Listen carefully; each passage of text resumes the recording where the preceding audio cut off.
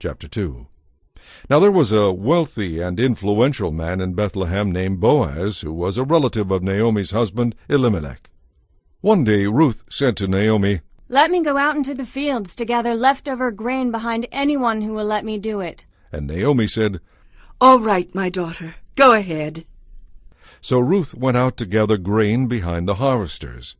And as it happened, she found herself working in a field that belonged to Boaz, the relative of her father-in-law Elimelech. While she was there, Boaz arrived from Bethlehem and greeted the harvesters. "The Lord be with you," he said. "The Lord bless you," the harvesters replied. Then Boaz asked his foreman, "Who is that girl over there?" And the foreman replied, "She is the young woman from Moab who came back with Naomi. She asked me this morning if she could gather grain behind the harvesters. She has been hard at work ever since, except for a few minutes' rest over there in the shelter." Boaz went over and said to Ruth, "Listen, my daughter. Stay right here with us when you gather grain. Don't go to any other fields. Stay right behind the women working in my field. See which part of the field they are harvesting, and then follow them. I have warned the young men not to bother you. And when you are thirsty, help yourself to the water they have drawn from the well." Ruth fell at his feet and thanked him warmly. "Why are you being so kind to me?" she asked. "I am only a foreigner." "Yes, I know. Boaz replied. But I also know about the love and kindness you have shown your mother-in-law since the death of your husband. I have heard how you left your father and mother and your own land to live here among complete strangers. May the Lord, the God of Israel, under whose wings you have come to take refuge, reward you fully." "I hope I continue to please you, sir." she replied. "You have comforted me by speaking so kindly to me, even though I am not as worthy as your workers." At lunchtime Boaz called to her, "Come over here and help yourself to some of our food.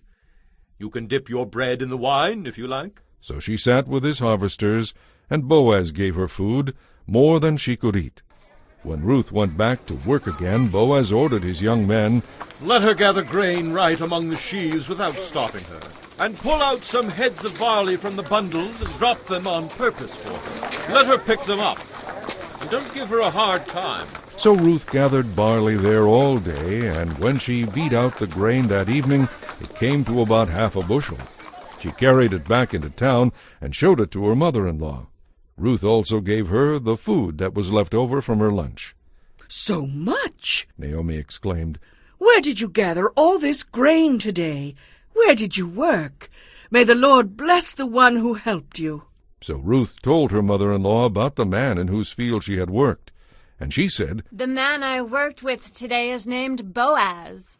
"May the Lord bless him." Naomi told her daughter-in-law. "He is showing his kindness to us as well as to your dead husband.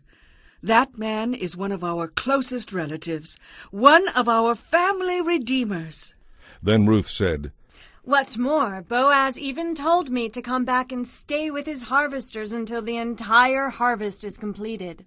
"This is wonderful," Naomi exclaimed. "Do as he said. Stay with his workers right through the whole harvest. You will be safe there, unlike in other fields." So Ruth worked alongside the women in Boaz's fields and gathered grain with them until the end of the barley harvest. Then she worked with them through the wheat harvest too, but all the while she lived with her mother-in-law.